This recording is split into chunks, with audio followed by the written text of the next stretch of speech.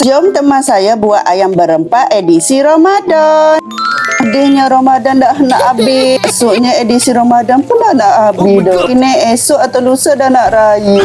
Video edisi Ramadan dah nak dekat habis. Jangan lupa tengok konten-konten saya selepas ini. Pasti menarik. Jangan lupa subscribe tau. Mula kita potong dan buang kulit bahan kisar. Kering tu kita buang biji dan potong-potong. Selepas tu kita bubuh air panas suar. Bila lembut lada kering mudah nak kisar nanti. Masukkan air secukupnya. Lepas tu tak pula bahan untuk sedap. Tapi pernah tengok di caption bawah dah. Potong dan buang kulit dia kasar-kasar dah. Lepas tu kita potong panjang-panjang. Lepas tu nipi-nipi bagi ada sedap lah. Masukkan dalam blender. Masukkan air juga secukup. Blend sampai halus. Selepas blend kita tapis. Sebab tak usah air banyak. Kita nak seredok saja. Lepas siap masukkan dalam mangkuk yang berisi ayam. Lupa sebelum letak air dalam mangkuk. Cocok air dengan gefur bagi mudah masuk dan juicy air. Ni baru masuk ke bahan seredok dan daun kari. Terusnya kita blend bahan kisar. Masuk juga lada kering yang kita lembut tadi. Air secukupnya. Blend sampai lumak. Selepas lumak kita masuk dalam mangkuk tadi. Kita ada tunggu bahan blend. Masukkan bahan-bahan rempah. Tapi pernah tengok di caption bawah dah.